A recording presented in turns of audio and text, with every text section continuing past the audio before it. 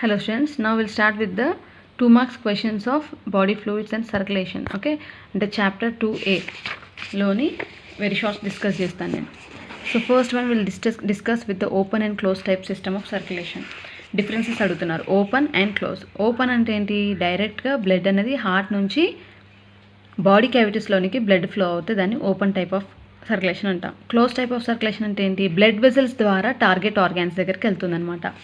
Blood అనేది heart నుండి blood vessels ద్వారా, అంటే ఇప్పుడు ఎలా అయితే మనకి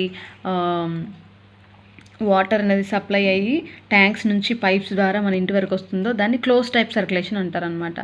సో డైరెక్ట్గా ట్యాంక్ నుండి డైరెక్ట్గా వాటర్ అలా వదిలేస్తే, పైప్స్ లేకుండా ఇలా లేకుండా మామూలుగా వదిలేస్తే, అంటే ఇప్పుడు ఫర్ ఎగ్జాంపుల్ ఒక లేక్ తీసుకున్నాం, ఆ లేక్ నుంచి డైరెక్ట్గా వాటర్ ఇంటికి వచ్చేస్తే ఏమవుతుంది, ఒకటేసారి ఓపెన్ మన ఇల్లు అనేది కూడా తడిచిపోతాయి.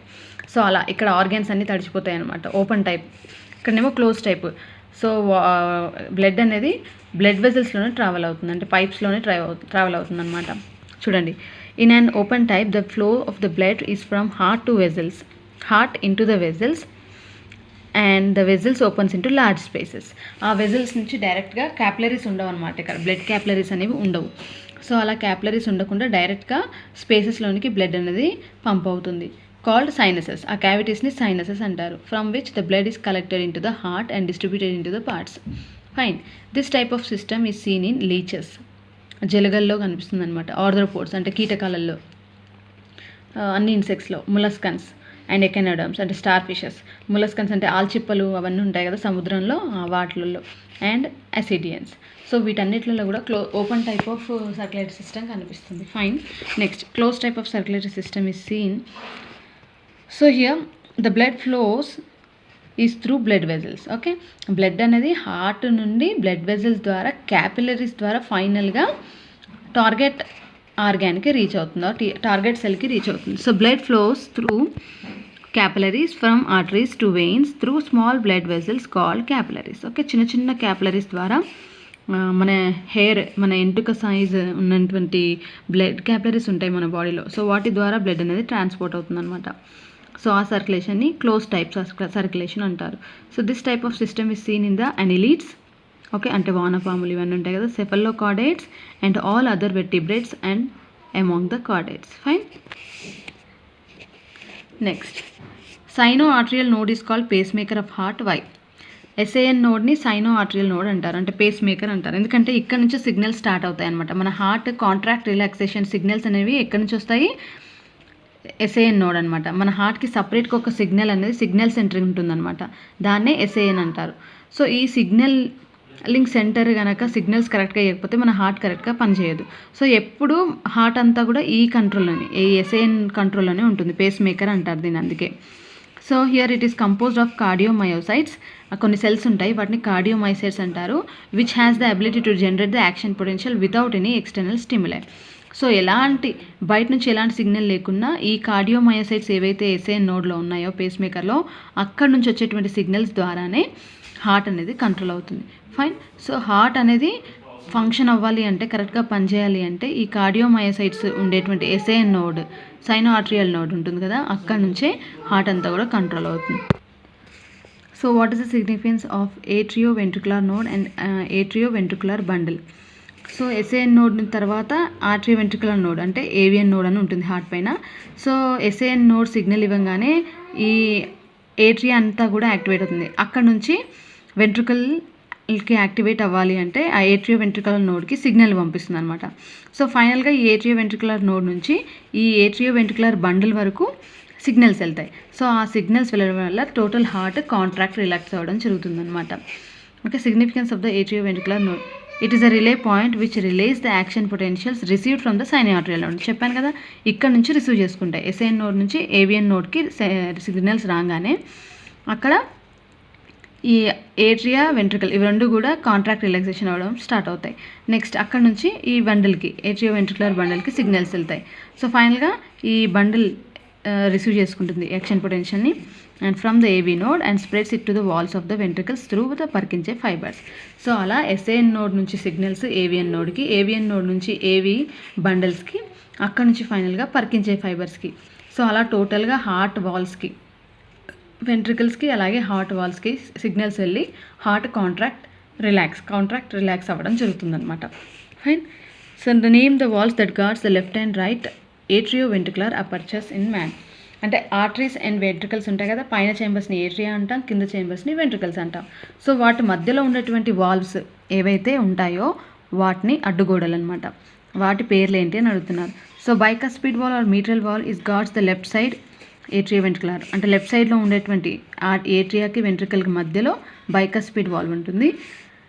అండ్ లెఫ్ట్ సైడ్లో ఉండేటువంటి రైట్ సైడ్లో మనకి if you see the heart జనరల్గా, so this will be the left side for us and this will be the right side. ఎక్కడ పేపర్ పైన వేసామనుకోండి, డ్రా చేస్తే హార్ట్ని తీసుకుంటే సో లెఫ్ట్ సైడ్ ఇటు వస్తుంది, రైట్ సైడ్ ఇటు వస్తుంది. ఓకే, సో ఇలా డ్రా చేస్తాం కదా. సో లెఫ్ట్ సైడ్లో ఉండేటువంటి దాన్ని బైకస్పిడ్ వాల్ అంటాం, రైట్ సైడ్లో ఉండేటువంటి ట్రైకస్పిడ్ వాల్ అంటాం. సో బైకస్పిడ్ వాల్కి మీట్రల్ వాల్ అని కూడా అర్థం. ఫైన్, ఇంకో పేరు అనమాట. నెక్స్ట్, ఇవి back flow prevents the back flow of the blood from ventricles to atria. Ventricles నుంచి ఏట్రియాలోనికి బ్లడ్ బ్లాక్ ఫ్లో అవ్వకుండా చూస్తాయి అన్నమాట. Next, where is the valve of Thebesius in heart of man present. So valve of Thebesius ఎక్కడ ఉంటుంది? Coronary sinus దగ్గర ఉంటుందన్నమాట. అంటే ఈ కొరనరీ సైనస్ ఏం చేస్తుంది? హార్ట్ వాల్స్ ఉంటాయి కదా, ఆ హార్ట్ వాల్స్ నుంచి ఇంప్యూర్ బ్లడ్ని అంతా కలెక్ట్ చేసి మళ్ళీ రైట్ ఏట్రియంలోనికి పోస్తుంది అనమాట. సో అక్కడ ఈ వాల్వ్ ఆఫ్ థెబేసియస్ ఉంటుంది. ఏదైతే ఈ కొరనరీ సైనస్, ఇదొక బ్లడ్ వెజల్ అనమాట. ఓకే, అంటే ఇదొక వెయిన్, ఇంప్యూర్ బ్లడ్ని హార్ట్ వాల్స్ నుంచి కలెక్ట్ చేసి మళ్ళీ హార్ట్లో రైట్ ఏట్రియంలో పోయడం జరుగుతుంది. సో దాన్ని అక్కడ ఉండేటువంటి వాల్వ్ని వాల్వ్ ఆఫ్ థెబేసియస్ అంటాం. Name the aortic arches arising from the ventricles of the heart of man.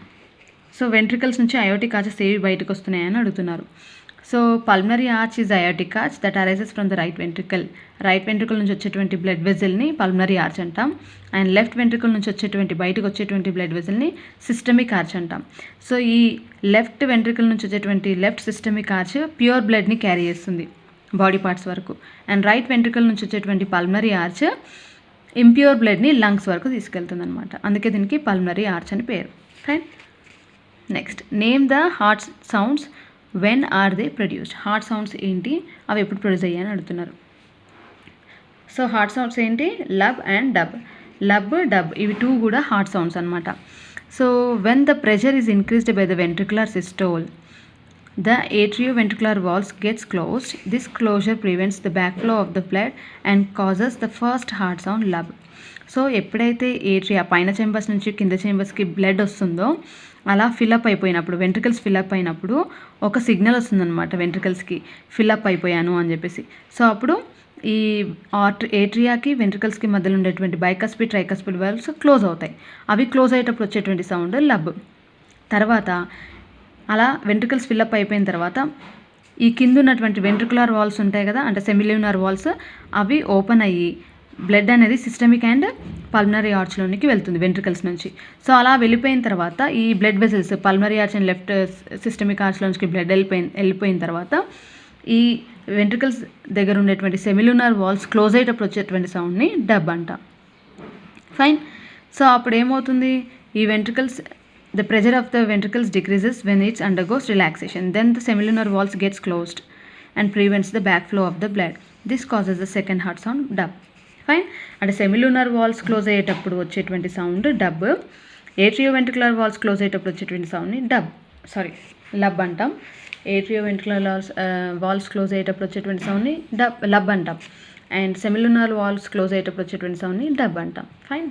So ఇవి వెంట్రికల్స్ దగ్గర ఉంటాయి వాల్స్, ఇవి ఏట్రియా వెంట్రికల్స్కి మధ్యలో ఉంటుంది. Okay. Next, describe the cardiac cycle and cardiac output. Cardiac cycle అంటే ఏంటి? అంటే హార్ట్ బీట్ స్టార్ట్ అయ్యి ఇంకో హార్ట్ బీట్ వచ్చేటువంటిటప్పుడు ఆ ఈవెంట్స్ అవుతాయి కదా. So the cardiac events which occurs from the beginning of one heart beat to the beginning of next heart beat. అంటే ఒక హార్ట్ బీట్ స్టార్ట్ అయ్యి ఇంకో హార్ట్ బీట్ వచ్చేంత వరకు ఆ టైం గ్యాప్ని కార్డియాక్ సైకిల్ అంటాం అనమాట. So here the beginning of one heartbeat to the beginning of next heartbeat forms one cardiac cycle. It consists of atrial systole, ventricular systole and giant diastole. Fine.